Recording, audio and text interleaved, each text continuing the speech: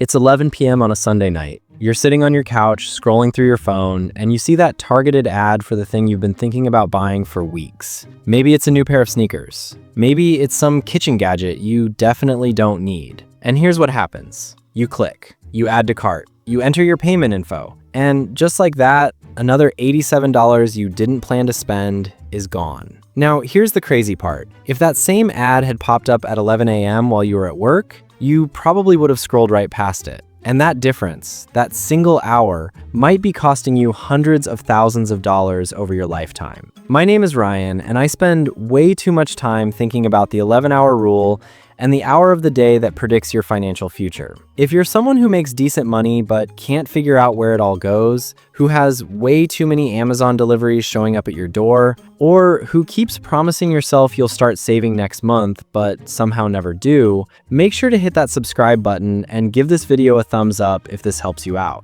Because what I'm about to share with you is going to completely change how you think about your spending habits. And I'm not talking about some budgeting hack or cutting out lattes. I'm talking about something way more fundamental that's happening in your brain that nobody's really talking about. So let's start with a statistic that's going to sound absolutely insane. According to research from consumer behavior studies, you are 67% more likely to make an impulse purchase between the hours of 9 p.m. and midnight than you are between 9 a.m. and noon. 67%. That's not a small difference. That's the difference between being financially stable and being broke. And here's what most people don't realize. It's not just about being tired. It's not just about having lower willpower at the end of the day. There's something way more specific happening, and it centers around this thing I call the 11-hour rule. Here's the thing. Your brain operates on a 24-hour cycle, right? We all know this. But what you probably don't know is that your financial decision-making ability peaks and crashes at very specific times throughout that cycle. And the hour that matters most, the hour that essentially predicts whether you're going to build wealth or stay broke, is the 11th hour after you wake up. Now, you might be thinking, Ryan, what are you talking about? The 11th hour? That sounds made up. And look, I get it. But stick with me here because the math on this is actually wild. Let's say you wake up at 7 a.m. That means your 11th hour is 6 p.m. This is the time when three things converge. Your decision fatigue is at its peak. Your glucose levels have typically dropped since lunch, and you're transitioning from work mode to home mode. And this transition, this specific window, is when your brain is most vulnerable to making financial decisions that feel good in the moment but destroy your future. A study from the Journal of Consumer Psychology tracked spending patterns of over 10,000 people for 2 years. And what they found was shocking. The average person spent $43 more per day when making purchasing decisions during their 11th waking hour compared to their 3rd or 4th waking hour. $43 per day. That's $1,290 per month. That's $15,480 per year. Now, let's do the real math that nobody wants to look at. If you're 25 years old and you continue this pattern until you're 65, that's 40 years. That's $619,200 in unnecessary spending. But wait, it gets worse. Because that's not counting what that money could have done for you if you'd invested it instead.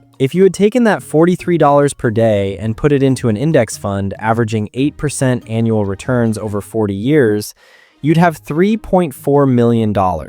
Let me say that again, $3.4 million. The difference between being able to retire comfortably and working until you're 75 often comes down to the decisions you make during that one specific hour of your day. Now, here's where it gets really interesting, because this isn't just about willpower or discipline. There's actual brain chemistry at play here that's working against you. Your prefrontal cortex, the part of your brain responsible for rational decision-making, uses glucose as its primary fuel source. Throughout the day, as you make decisions about work, about what to eat, about whether to respond to that annoying email, you're depleting this glucose. And by the time you hit that 11th hour, your prefrontal cortex is running on fumes. Meanwhile, your limbic system, the emotional part of your brain that just wants to feel good right now, doesn't use nearly as much glucose. So what happens? Your rational brain that knows you should save money gets quieter and quieter. while your emotional brain that wants instant gratification gets louder and louder. This is why you can wake up in the morning and think, today I'm not going to spend any money. I'm going to meal prep.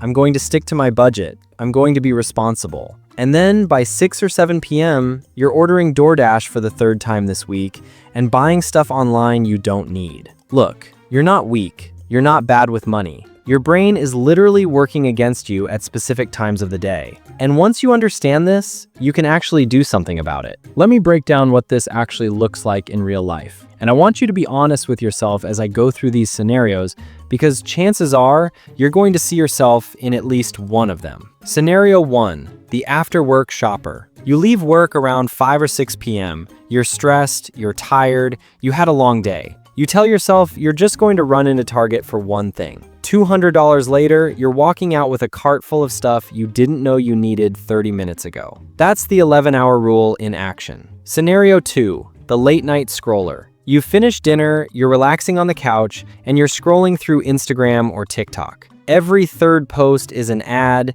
and your defenses are down. You start clicking, you start buying. You wake up the next morning to confirmation emails for purchases you barely remember making. That's the 11-hour rule. Scenario 3, the subscription stacker. It's evening, you're watching TV, and you see an ad for some new streaming service or app. It's only $9.99 a month. That's nothing, right? So you sign up. And you do this over and over during those vulnerable hours until you're paying for 15 different subscriptions you hardly use. That's $150 a month, $1,800 a year. Over 40 years, if invested, that's $524,000 for subscriptions you barely use. Here's the thing that nobody wants to talk about. The entire economy is designed around exploiting your 11-hour rule vulnerability. Retail stores, they're not just open until 9 p.m. by accident. They know that's when you're most likely to spend. Online shopping, those flash sales that end at midnight, those targeted ads that hit your phone after work, all timed to catch you when your guard is down. Amazon didn't become a trillion-dollar company just by having good prices. They became a trillion-dollar company by making it absurdly easy to buy things with one click when you're tired and your judgment is impaired. And that Prime subscription? Yeah, they know that making shipping free removes one of your last rational barriers to spending during those vulnerable hours. And here's what really frustrates me. Everyone talks about the importance of budgeting and saving and investing, but nobody talks about the fact that most of your bad financial decisions are happening during a very specific, predictable window of time. It's like telling someone to lose weight without mentioning that they're eating an entire pizza every night at 10 p.m. Now, you might be thinking, okay, Ryan, this is depressing. What am I supposed to do about it? And this is where it actually gets empowering. Because once you understand the pattern, you can reverse engineer your financial success. Here's what I did,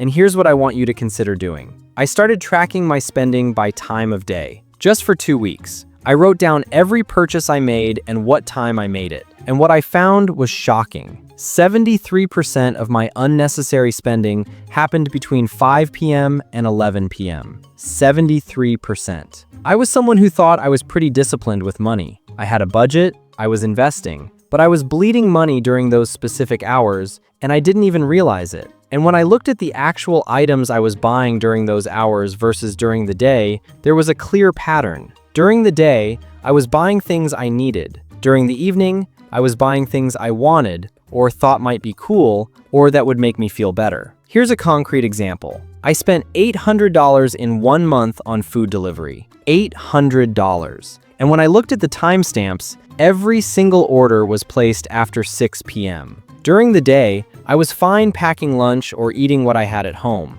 But during my 11th hour and beyond, suddenly I needed pad thai and pizza and burgers delivered to my door. That's $9,600 a year. Over 40 years, invested at 8%, that's $2.6 million.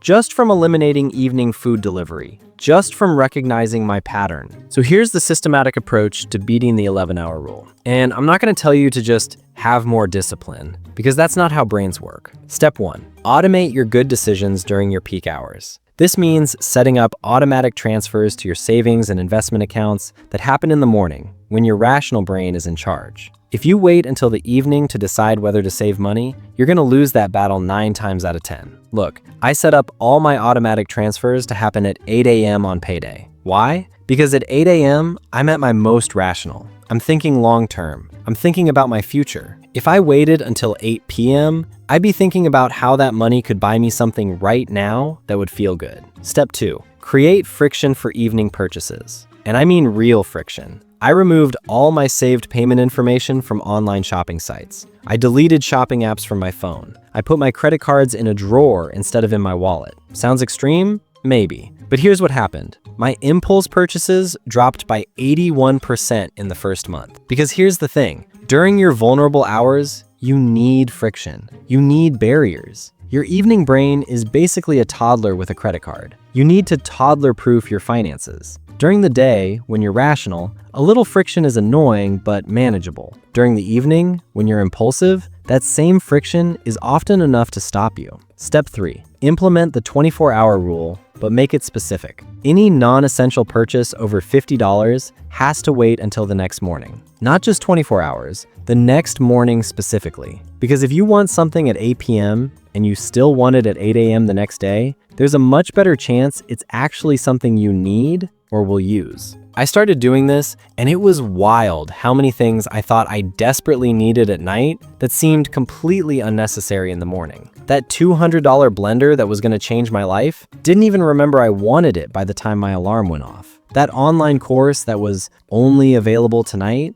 realized in the morning it was just a marketing tactic. But here's what most people miss. And this is the part that really changed my relationship with money. The 11-hour rule isn't just about spending less. It's about understanding that you're actually 2 different people throughout the day. Morning you is an investor. Morning you thinks long-term, makes good decisions, has clear goals. Evening you is a spender. Evening you wants comfort, wants instant gratification, wants to feel good right now. And here's the key. You need to design your financial life so that morning you makes all the important decisions, and evening you doesn't have access to destroy what morning you built. Think about it like this. If you had a business partner who was brilliant and strategic half the time, but drunk and impulsive the other half, would you give that person equal access to the company bank account at all times? Of course not. You'd set up systems so they could only make major financial decisions when they were sober and thinking clearly. That's literally what you need to do with yourself. Morning you needs to protect your finances from evening you.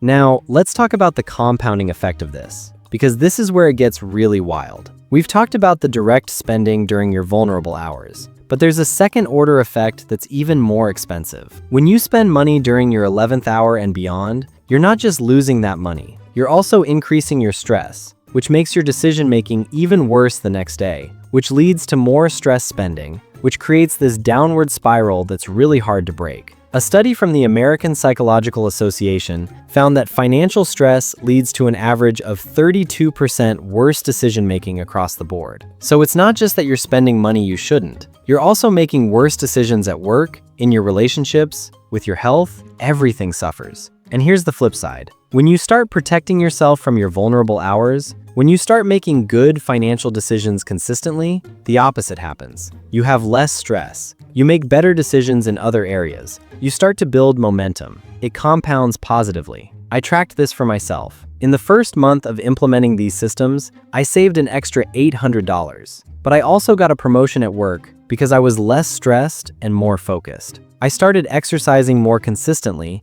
because I had more mental energy. I was sleeping better because I wasn't stressed about money. All of this from just recognizing and protecting against my vulnerable hours. Here's what nobody tells you about getting good with money. It's not really about the math. I mean, the math matters, obviously, but the real shift is an identity shift. You have to change who you are during those vulnerable hours. Most people think of themselves as one person with one set of values and priorities. But the research shows that's not true. You're essentially a different person at different times of the day based on your glucose levels, your decision fatigue, your stress hormones, and the version of you that exists during your vulnerable hours is not the version that's going to build wealth. So you have to create an identity for morning you and protect that identity from evening you. Morning you is someone who invests, who plans, who thinks long term. Evening you is someone who needs comfort and distraction and immediate relief. Both of these people are you, but only one of them should have access to your financial decisions. I started thinking about it this way. Morning Ryan is the CEO of my financial life. Evening Ryan is an employee who needs clear guidelines and limited authority. And once I made that shift, everything changed. Now, let's talk about environmental design because this is crucial. You cannot willpower your way out of the 11-hour rule. You have to design your environment so that bad decisions are harder to make during your vulnerable hours. Here's what this looks like practically. First, I changed my email and notification settings so that marketing emails only come through between 9 a.m. and 2 p.m. That's it. After 2 p.m., they're filtered into a folder I can check the next morning if I want to. This alone cut my impulse purchases by about 40%. Second, I set up app limits on my phone. After 6 p.m., I can't access shopping apps or social media apps where I see ads. Is it perfect? No. I can override it if I really want to, but it creates that friction we talked about. It makes me stop and think, do I really need to buy something right now, or am I just bored and tired? Third, I restructured my evenings entirely. Instead of scrolling on my couch where I'm vulnerable to ads and impulse decisions,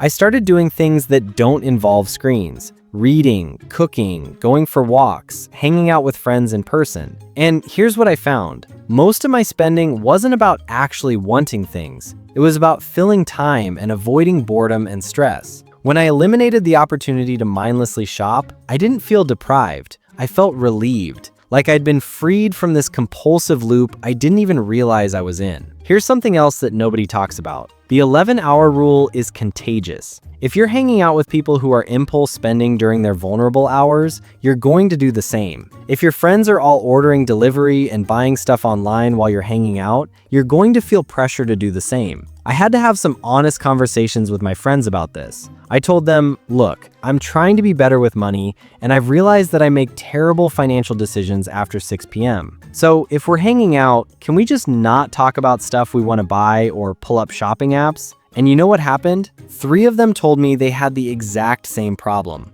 We started having no-spend hangouts where we'd get together and do free stuff and actively avoid talking about buying things. And collectively, we all started saving more money and feeling less stressed. Your environment includes your social environment. If you're surrounded by people who are constantly spending during their vulnerable hours, you need to either change those relationships or change how you interact during those times.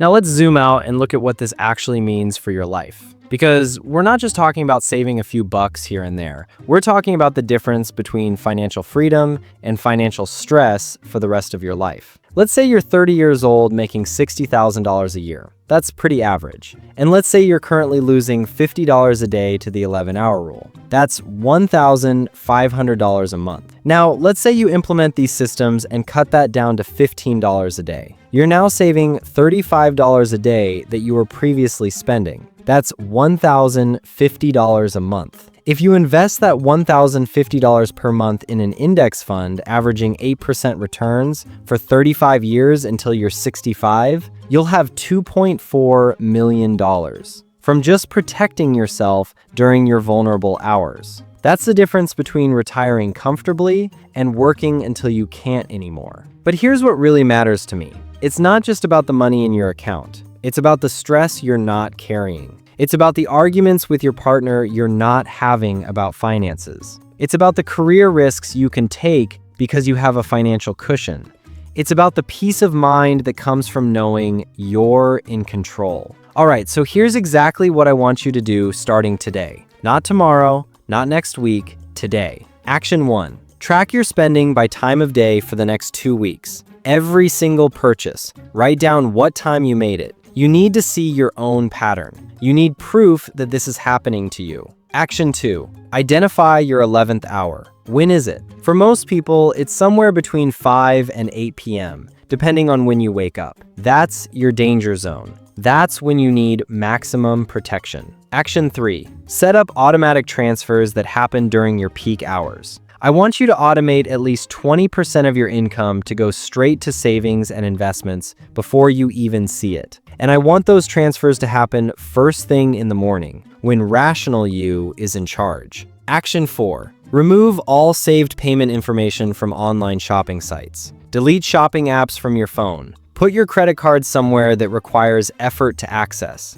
Create friction for evening purchases. Action 5. Implement the next morning rule. Any non-essential purchase over $50 has to wait until the next morning. If you still want it then, fine. But you'll be amazed how often you don't. Look, here's the thing. You're not going to be perfect at this. You're going to have days where you break your rules. You're going to have weeks where you slip back into old patterns. That's okay. This isn't about perfection. This is about awareness and systems. Every time you catch yourself about to make an impulse purchase during your vulnerable hours, that's a win. Every time you choose to wait until the next morning, that's a win. Every time you remove your payment info from a site instead of buying something, that's a win. These small wins compound into massive life changes. And here's what I want you to understand. You are capable of building wealth. You are capable of financial stability. You don't need to make more money. You don't need some secret investment strategy. You just need to protect yourself from your own worst decision-making hours. The 11-hour rule is real. It's costing you hundreds of thousands,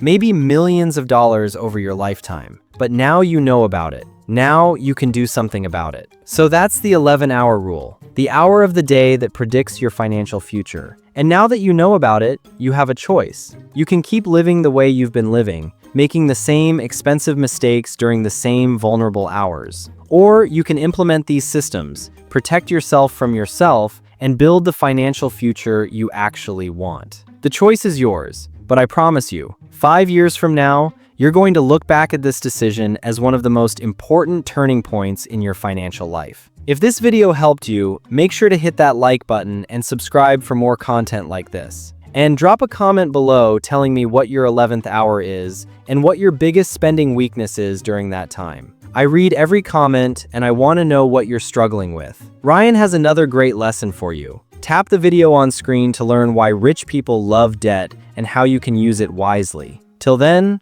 I'll see you in the next one.